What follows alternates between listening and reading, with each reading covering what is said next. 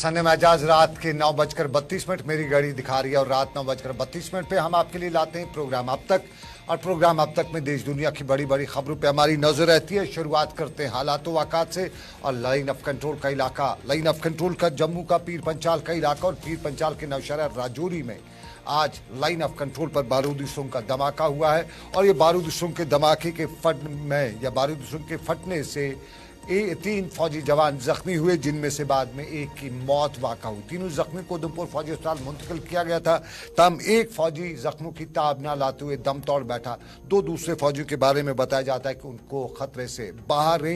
Line of control के इलाके में ये बारूदी सुरंगें जो हैं ये बहुत पहले बिछाई गई है और आज बताया जाता है कि रूटीन का जो प्रैक्टिस रहती है, बॉर्डर पे आरोपी रहती है, गश्त रहता है, उस गश्त के दौरान अचानक कहीं पे पुरानी बिछाई हुई जो बारूदी सुरंग थी उसके फटने से ये धमाका हुआ है। लाइन ऑफ कंट्रोल में आपने परसों देखा होगा जब लाइन ऑफ कंट्रोल के इलाकों में खबरें यही आई कि आग लगी है जंगलात में, तो जंगलात में लगी आग से भी बड़े पैमाने पे बारूदी सुरंगें फटी और ये फटने का सिलसिला जो है 2 दिन पहले हमें खित्ते पीर पंचाल में देखने को मिला था और आज भी खित्ते पीर पंचाल के नौशहरा सेक्टर में एक फौजी के मारे जाने की खबर है।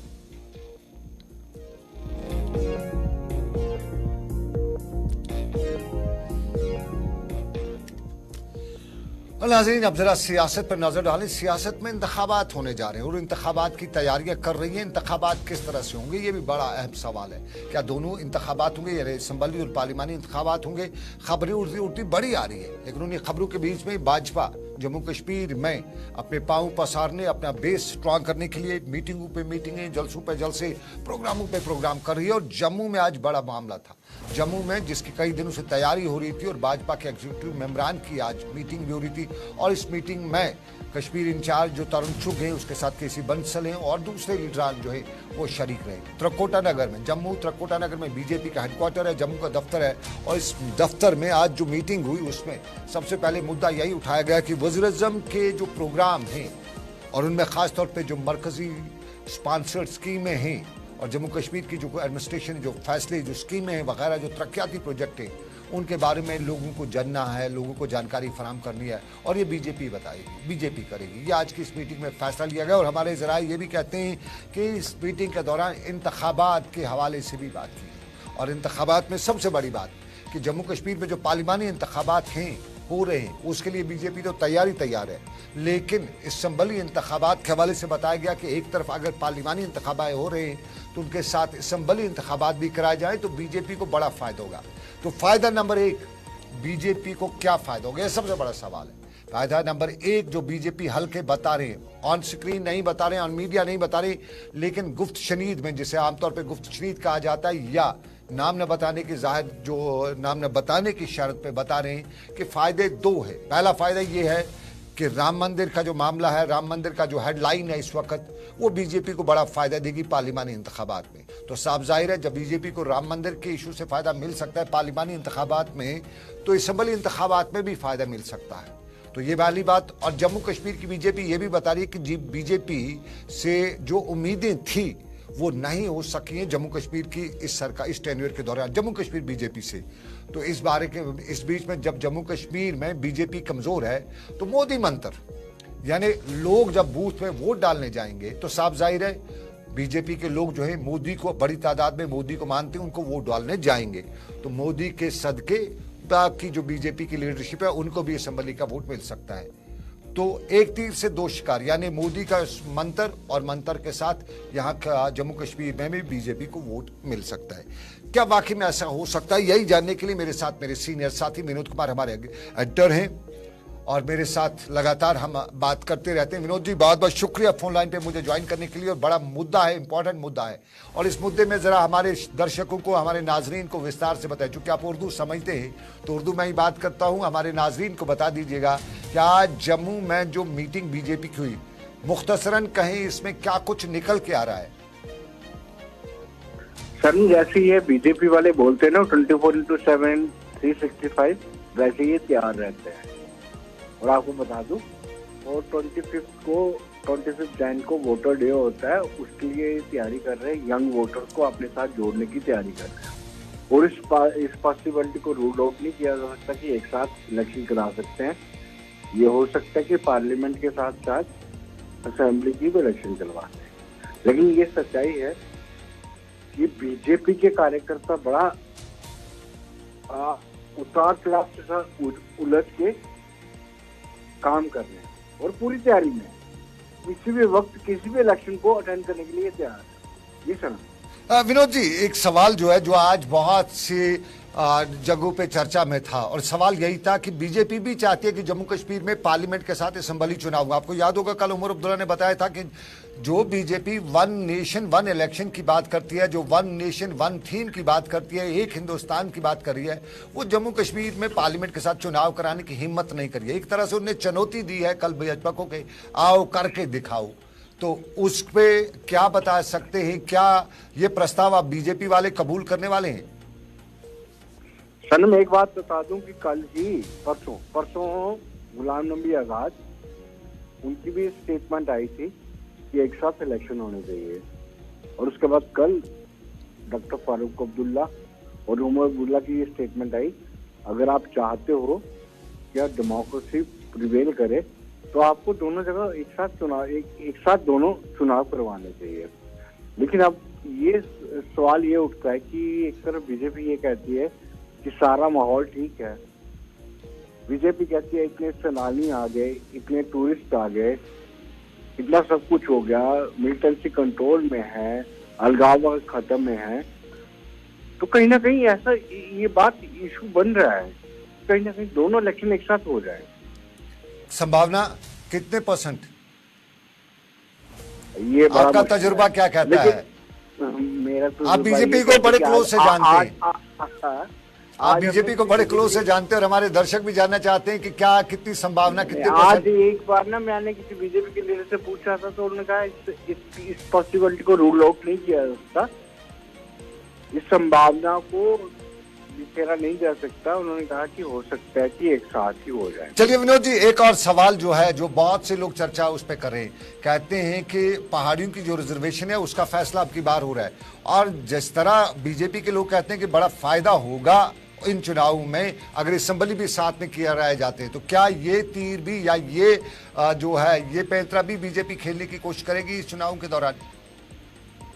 देखो, लास्ट सेशन है बजट सेशन, और दूसरी बड़ी बात यह कि आज हम कहेंगे कि आज या कल या एनसी की मीटिंग थी, एनसी की मीटिंग में गुजर बकरवाल को बुलाया गया था, गुजर बकरवाल कॉन्फ्रेंस की गई थी, उनको वो आपके साथ इंटैक्ट करने की कोशिश कर रहे हैं। तो मुझे लगता है कि देयर इज समथिंग फिशी, कुछ ना कुछ होने वाला है, और अगर पहाड़ी ट्राइब को ये एसटी का दर्जा नहीं देंगे तो मुझे लगता है थोड़ा थोड़ा नुकसान जरूर होगा, बड़ा नुकसान होगा।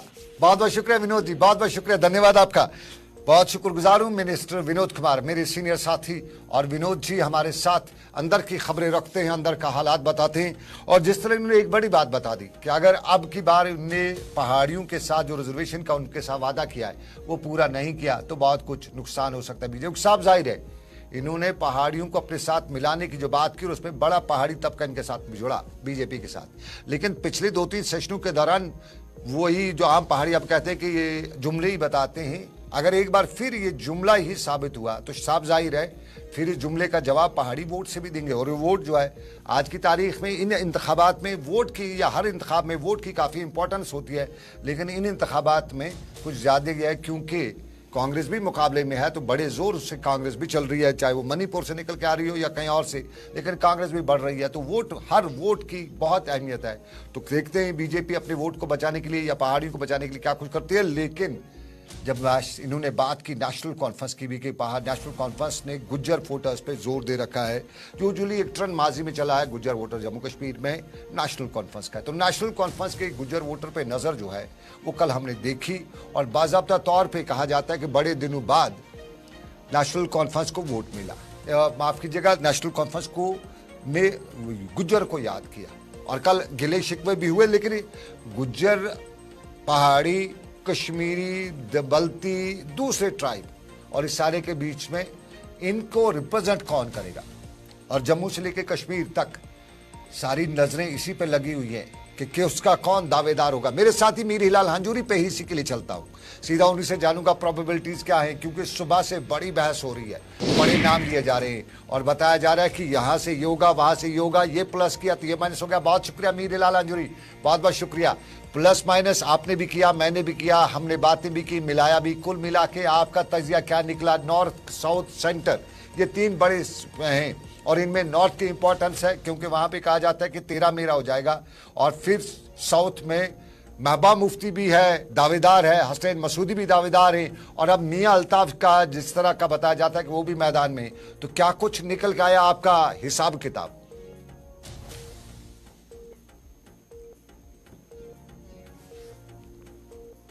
जो है वो पॉलिटिकल पार्टीज की जनत से शुरू हो चुकी हैं, चाहे पीडीपी हो, नेशनल कॉन्फ्रेंस हो, अपनी पार्टी हो, सज्जाद गनी लोन की तंजीम हो, भारतीय जनता पार्टी हो, कांग्रेस हो, हर कोई कंसेंसस बनाने की कोशिश कर रही है। हालांकि किसी भी कैंडिडेट को लेकर अगर किसी भी पार्टी को कोई भी कैंडिडेट कहीं से खड़ा करना है तो पॉलिटिकल अफेयर्स कमेटी के अंदर उसका डिसीजन होता है, जो हर वक्त देखा गया। लेकिन जम्मू कश्मीर की सियासत थोड़ी सी डिफरेंट भी है।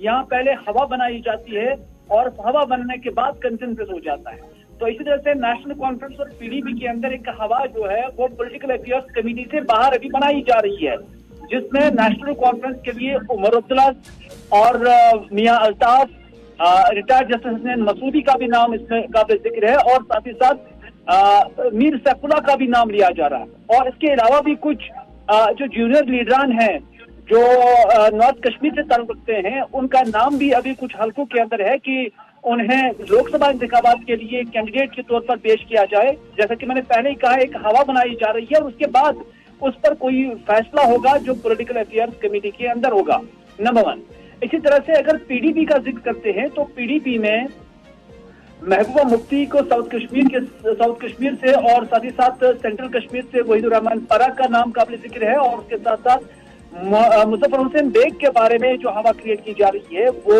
नॉर्थ कश्मीर हल्के इंतखाब से है।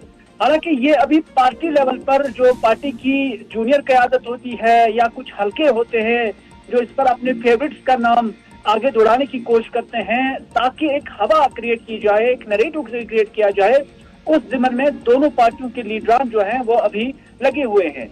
चाहे व्हाट्सएप ग्रुप्स हो, एक दूसरे के साथ बात करनी हो, अपने वर्कर्स के अंदर लोगों को जमा करने की बात हो या कहीं पर डिमांड करने की बात हो, ये सारी चीजें अभी आ रही हैं। लेकिन बात यह है कि पॉलिटिकल अफेयर्स कमेटी के अंदर इसका डिसीजन लिया जाता है कि वही एक कमेटी होती है। और दूसरी बात यह कि जम्मू कश्मीर में अगर लोकसभा इंतखाबात के साथ साथ असेंबली इंतखाबात भी अगर हुए, जैसे कि विनोद जी अभी बात कर रहे थे, अगर ऐसा कुछ मुमकिन हुआ तो फिर लोकसभा ज्यादा प्रायोरिटी जो है वो जम्मू कश्मीर एनसी और पीडीपी के लिए ये नहीं रहेगी कि यहाँ कैंडिडेट कौन होगा।